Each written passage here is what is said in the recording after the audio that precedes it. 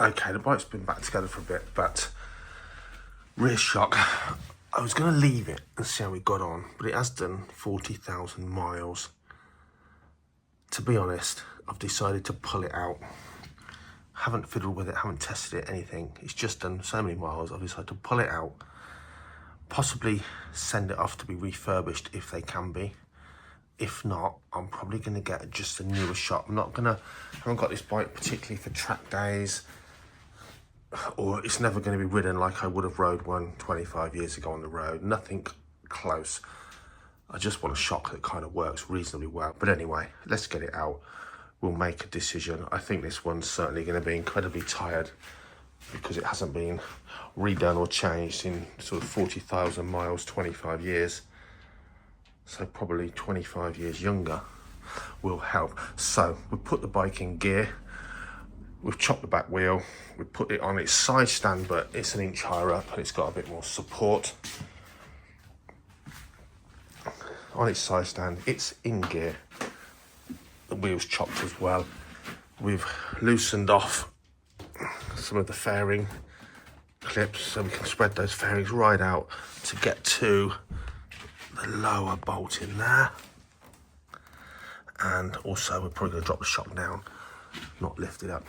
How are we going to get it off its tension? We're going to use the method of trolley jack, pushing down on that, pushing up on the rear end to take the tension off so we can remove it. See how we get on. Now, before you jack the bike up in any way, crack off the upper and lower shock retaining bolts, because the bike will be nice and stable as it is. Loosen them off before we jack it up. So we've got a 12mm spanner holding that tight and a 15mm socket.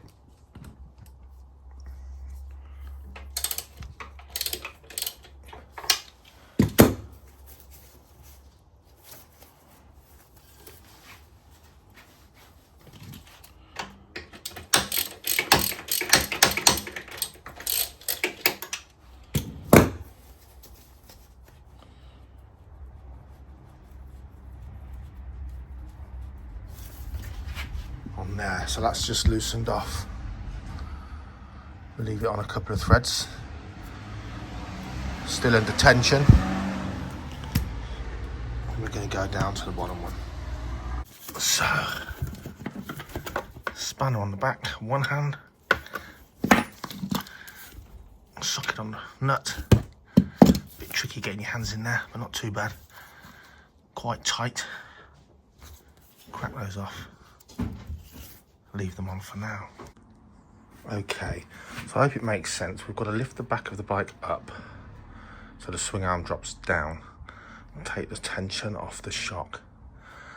The method I wanted to use was to put a block of wood across here, a jack on here, car jack on here, and jack away, basically, forcing that up. The jacks I've got, I'm at home. Most of my stuff's at work. The block of wood I can find is too wide to fit the jack under as well. There's not enough room. I don't want to just jack up under the under tray because obviously there's only a couple of places where it's a ride up against the brace. We're going to knacker it. So we've got the other method. We're jacking up the bottom end, the back of the bike, up. If you think of the front wheel as a pivot, up. This is all just going to drop down naturally under its own weight, having the same effect. So we've jacked it up enough to take the tension off these bolts, which we'll remove first. But let me show you what we've done. We've used a block of wood under the two, when the two exhaust pipes come together into one. So the top of that piece of wood is pressing up underneath the exhaust, if that makes sense. Cut the wood so it fits inside the fairing, so we don't have to take the fairings off. And under here, we're not quite under the sump. We're trying to put the weight, or I'm trying to put the weight on those two exhaust pipes. They just look a little bit No, you can see what I mean there. Hopefully that makes perfect sense as a jacking point. So now we've got the jack under the bike, and we've just gently wound the jack up enough to take that spring tension off the shock. So now it's safe. We'll take those nuts off the 2 retaining bolts, and that will give us access, of course, to sliding those bolts out. The bolts, unless they're rusted in or anything, should come out nice and easy. If they don't, just jack up a little bit more, wind the jack down just a little tiny bit. But using that jack, you can get all the tension off the shock, and you can get it nice and loose so those bolts come out. I got a bit premature at this point because I couldn't get that top bolt out, so I just used a socket extension and a hammer to gently start tapping it out. But I didn't actually tap it out.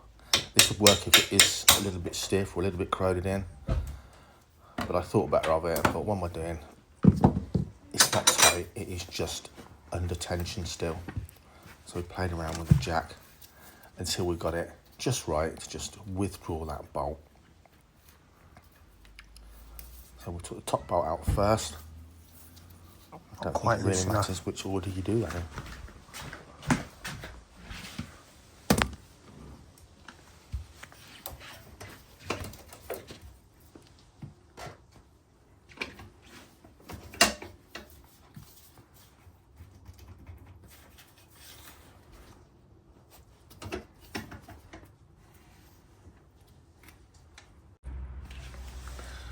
So we're literally adjusting the height up and down slightly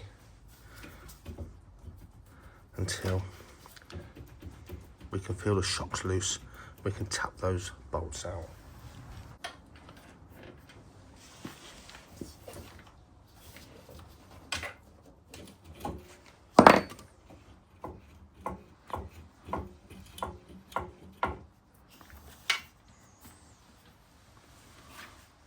Top.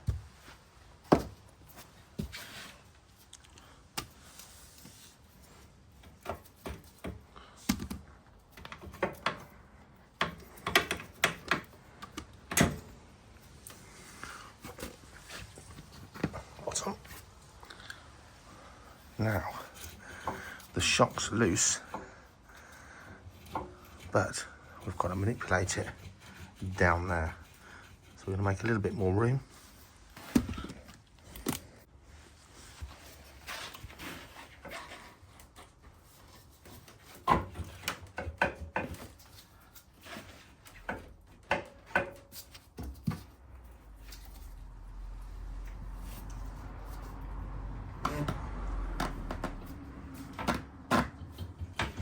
I haven't really cut this bit, I've left it in real time because at the end of the day, it's a fiddly job. Just so you can see that I didn't just whip it out, and some adjustment with the jack up and down to make as much room as possible was needed. I tried to take it out through the top, but it came out through the bottom.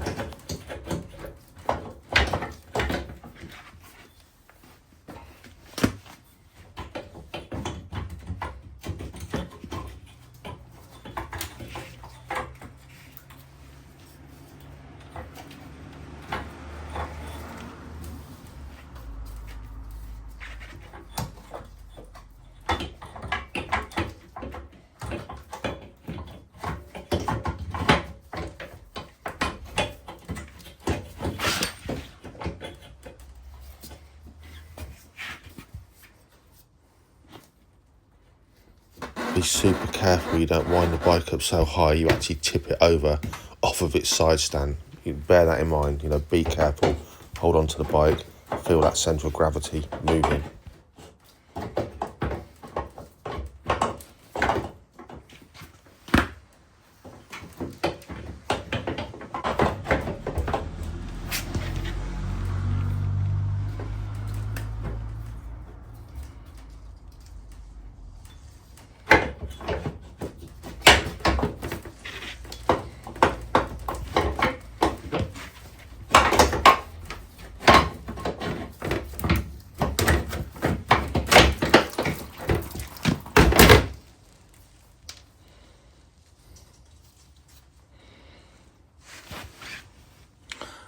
Chinese puzzle.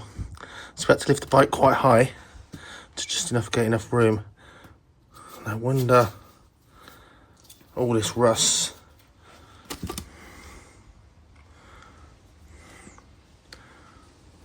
All full of water.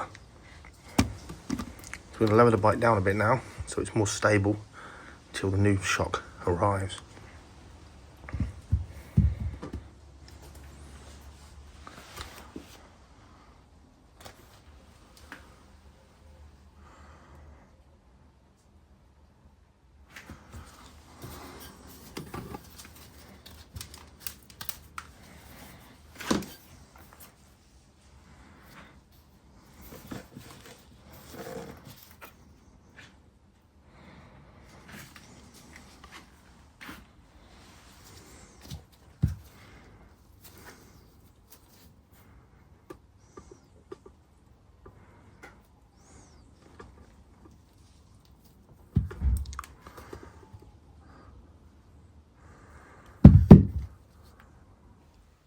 Now while we're waiting for the new shock, if the bike was outside, I probably would have got some machine cleaner and a brush and really clean that whole area. But what I've done is absolutely douse it in WD-40, a little bit of a brush in, and just let it drip onto some newspaper, just to clean up what I could, and sort of blast it out with a WD-40 can nozzle.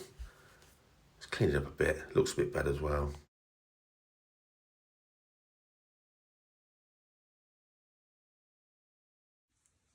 Okay, so I've been told on good advice that a Hayabusa shock will fit up to an 08 onward. I think Hayabusa is the same fitment, a few millimeters longer. I don't know about the compression rating and so on, but it was an option to get a newer shock. The bike's probably not going to be tracked much or at all. It just needs a better shock than this 40,000 mile. Probably shagged out specimen. So, looking on eBay, see what we could find. And after scrolling many more pages through eBay than you normally would, I found this one. It's the correct model Gsxr from an ultra low mileage bike. So it's still 20 odd years old, 25 years old, whatever. But it is pretty damn mint. Tiny bit of surface rust on the bottom there, nothing like that. And what I was looking at on the photos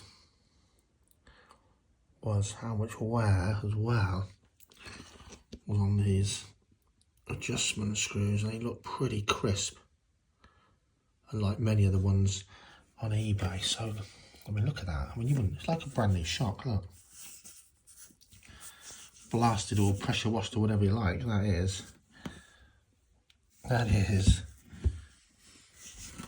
as good as you're gonna get for an original lower mileage shock. So very, very pleased.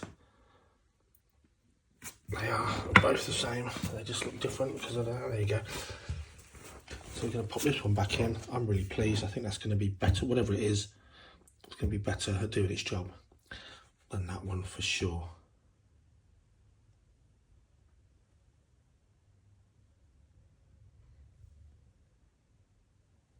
Brilliant.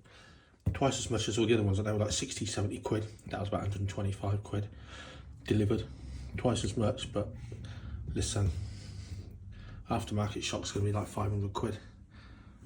Don't think they're particularly rebuildable. For this bike, it's going to do the job. Very pleased. Time to get it back in its little hole.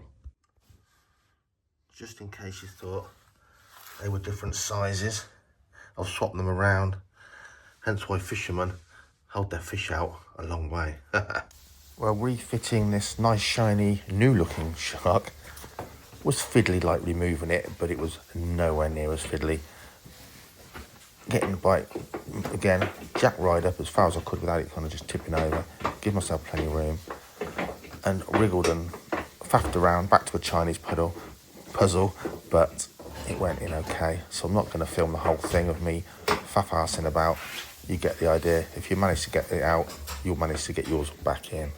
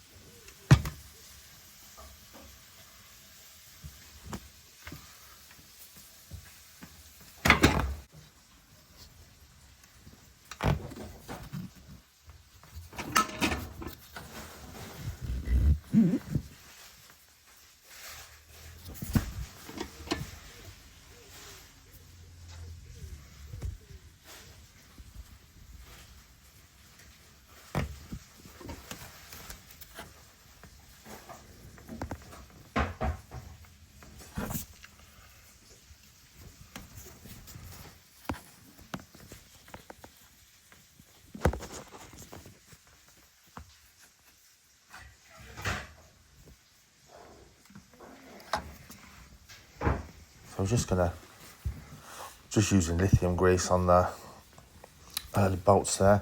Again, just use the jack to fine tune the height of the bike. Just line that hole up. It's not quite lined up here. I'm faff-assing about. Just use the jack until you can see those holes are dead in line, and it'll go together. The bolts will go through. Super easy. The jack down 1 or 2 more millimeters, and we're through. I've just used the lithium grease on those bolts.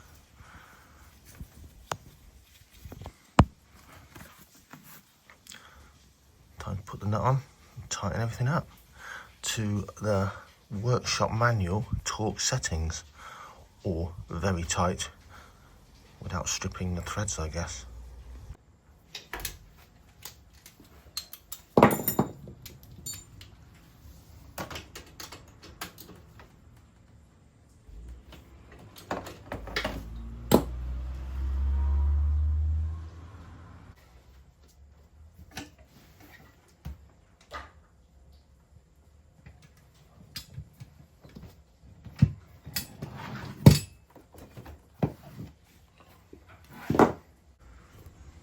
Now just put those fairing bolts back in.